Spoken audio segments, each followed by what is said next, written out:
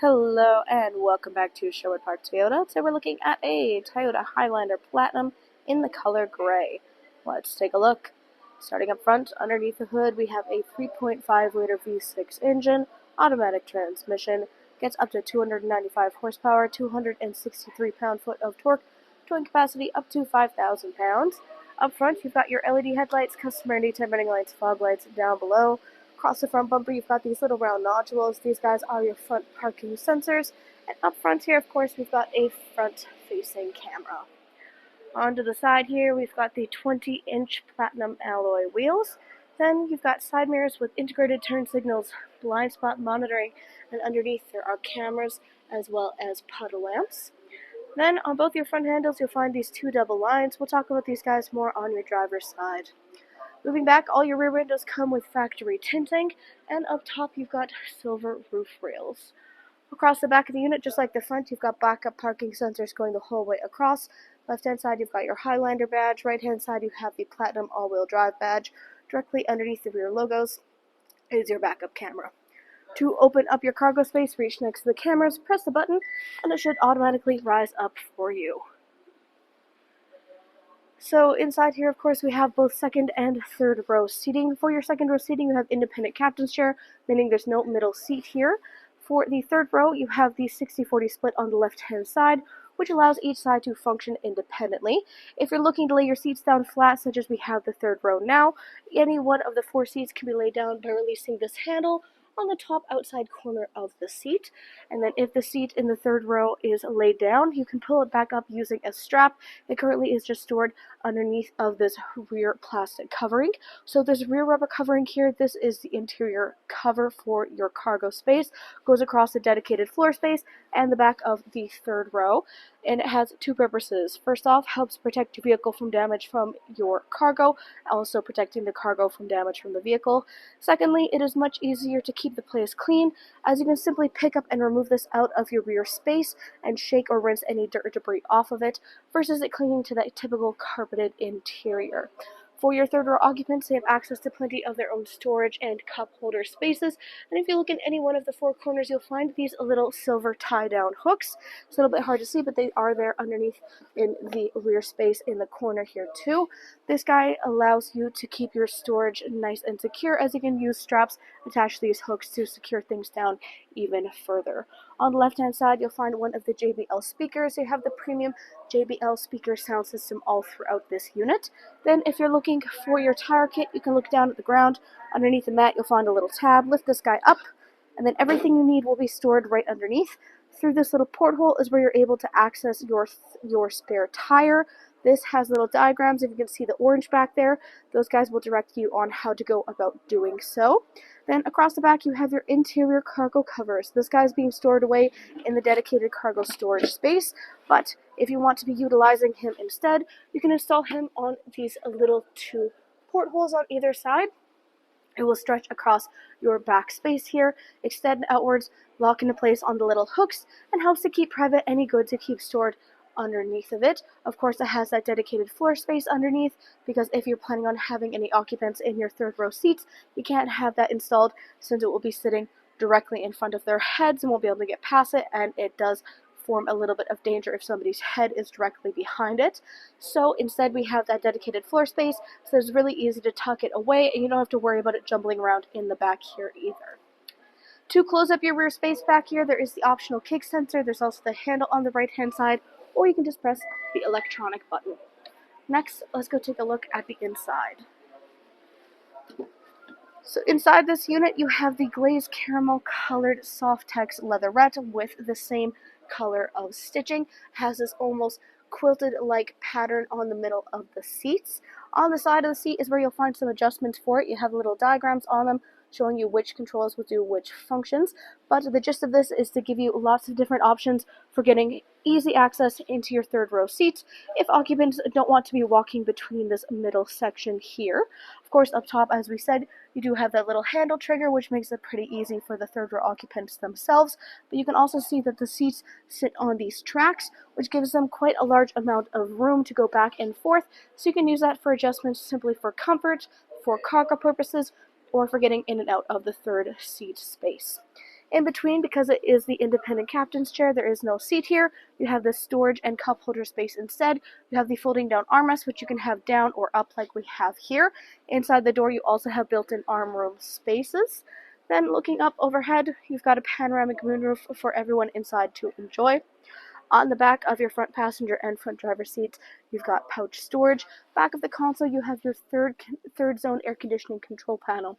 So this allows for your second and third row occupants to control their own fan speed, mode, as well as temperature. And for the second row occupants, they have access to 3 levels of heated seats. This panel can be controlled from up front. We'll take a look at that when we get up there. Down below, you have your charger options. And currently, we have the Highlander rubber mats installed in this unit. Inside your door, you have access to storage spaces. You've got your power window. We also get our first look at this wood grain trim. You'll find this throughout the front cab space, and there are built-in sunshades. These guys unhook, go all the way upwards, and then fit in up top, helping to keep the sun out of everybody's eyes without impeding on the view. Just as easily, this guy can unhook, go all the way back down, and flush in with your door frame. Now back to these 2 double lines. These guys indicate keyless entry, so if you have the key fob on your person, you can tap your hand here or in here to lock and unlock your unit. Inside, power windows for both front and back. We've got your window lock, power lock system, and side mirror controls. Next to your handle is your memory seat settings, which of course means you have electronically adjustable seats, back, front, up, down, and lumbar support. Hood and gas release in the bottom left-hand corner of your dash. On top of that, you have a little storage cubby. Then you have the controls for your power trunk release, heated steering wheel, defrost for your rear windshield wiper blade, automatic headlamps, surround view camera. So if you give that guy a press, you'll get this full surround view look of your vehicle in real time. You can also change your perspective to get higher or lower, and even pause the look around to keep a look in the direction that you're currently pointing. Further adjustments for this are in the top left-hand corner, so you can customize the vehicle you have or the vehicle that you want. To get rid of the screen, you just go back and press that same button again. It goes back to its normal infotainment state. Up top, you have your odometer trip reset, and then you have dash brightness. Looking at your steering wheel, it is black leather with black stitching. Then, left-hand side, controls for your dash display here. Then, of course, you have your hands-free communication and volume control. Right-hand side, radio controls on the bottom, adaptive cruise control up top, which includes both sonar and lane departure. On top of your dash, you'll find this little cutout space. If you look forward on the tire, you'll notice some metrics being displayed. This guy is your heads-up display. Nice thing about this is it allows you to keep your eyes on the road while also keeping an eye on metrics, because you don't have to look up and down to do so. A couple of things being displayed up there right now is your speedometer, as well as on the left-hand side, this little function there is so you can keep an eye when you have your adaptive cruise control on and see how far out you have your sonar. Now, in the middle here is the infotainment display screen. This is where you go to access much of the information about your daily driving experience. Currently you're looking at your home screen. You got a lot going on here right now. First off, on the left-hand side is your climate display. You can have a couple things on here. You can have climate, you can have your seat, you can have audio, trip information, or general vehicle information itself. You can also have this pop up on the other side instead. The rest of this in the middle, top left here is your audio listening. Then you have your phone connectivity and navigation. Built-in navigation here is fully touch sensitive for ease of use. All of this can be controlled through the little bottom panel here too. So back into the home screen, you have access to your phone.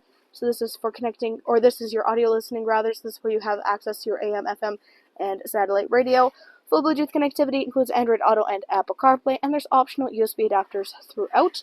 Then in here, underneath that is, if you don't got gummy fingers, this guy is your phone connectivity. So this is for connecting your personal device to the vehicle via Bluetooth. So of course you would use this for hands-free communication as well. As we said, you can access all of these guys through the buttons on the bottom there as well. Then you have your menu settings, which is only through the button on the bottom. Destination, audio, phone, app, projection, info, display, and setup. Setup is all your specifics. Everything from Bluetooth, audio, phone, nav, traffic, clock language, theme color settings, etc. For your climate display, the buttons for this guy are in this panel down below. So we have dual climate control up front here. This means that driver and front passenger can either have their temperatures synced up, or you can turn off the sync. This is done through this little middle section right here. You can also control your rear climate, as we said, So you can have those guys sync to your current temperature. You can turn off their sync. You can have none of them synced up. Lots of different options. There's also the optional Eco Heat Cool setting. And then up front, you also have 3 variant levels for both heated and cooled seats. This can be controlled through the buttons down below. So you have the orange for the heat and the green for the cool. This is for driver and front passenger. Underneath this, you have the storage cubby, goes a whole way across. There's a little divider in the middle, meaning that if you have any items on one end, it's not going to accidentally slide down into the other. On the left-hand side, you'll find this little cutout right here, and it's got a little hole. This means you're able to feed your cords through so you can have access to the chargers down below. You don't have them getting out and getting in the way. That way you can place your phone up top here. It'll be nice and secure. It has this built-in tray design specifically for that. Up top here we also have your push start ignition. Underneath there's a little cubby space on the left. Of course, as we said, all those charger and adapters on the right. Then more of the wood grain trim throughout the middle here. You've got the gear shift and cup holders, driving mode, so sport, normal, and eco. Then you have the controls from mud and sand to rock and dirt as well as normal. Then you've got your parking brakes. You have your traction control, snow, downhill assist, and automatic start-stop. Behind this is the console, so this guy slides open. Up top, you have a wireless charging pad. You can have it turned on or off using a little button here. So the glowing green dot means it's on. You can press that to turn it off. Has a little built-in tray here, meaning your phone's not going to go flying out of there. And also means you don't have to be utilizing charging cords unless that is your preference. You can just flip this guy upwards to get access to storage inside. Sliding tray down below, and then further storage goes all the way deep down within. On the right-hand side, down below, there is a lockable glove box. Up overhead on your rearview mirror, you've got 1, 2, and 3 dots. These guys are garage door openers. Right now, you have a normal reflective rearview mirror, but if you flip the switch, it will turn to a look through the vehicle in the back instead. The reason this guy is such a great little built-in feature is if you're inside the vehicle, you're trying to drive, keep an eye on the road behind yourself. Maybe you have somebody or something that is blocking the view behind you or being a distraction. You can just flip that switch and look directly behind yourself. You don't have to be worried about that as well. But then you might be asking yourself, how do you keep an eye on the occupants inside the vehicle? Well, that's why you have this little feature built into your sunglasses compartment. So now you keep a dedicated eye on the road and a dedicated eye on the occupants inside the vehicle itself. On top of that, you have your interior lighting, SOS button, and of course controls there for the panoramic roof. Thanks again, folks, for joining us on this full video tour for this Toyota Highlander Platinum in the color gray. It is located here at Sherwood Park Toyota at 31 Ottawa Road in Sherwood Park, Alberta. You can also reach us at 780-306-7703. And remember, life is full of choices. Let us be yours.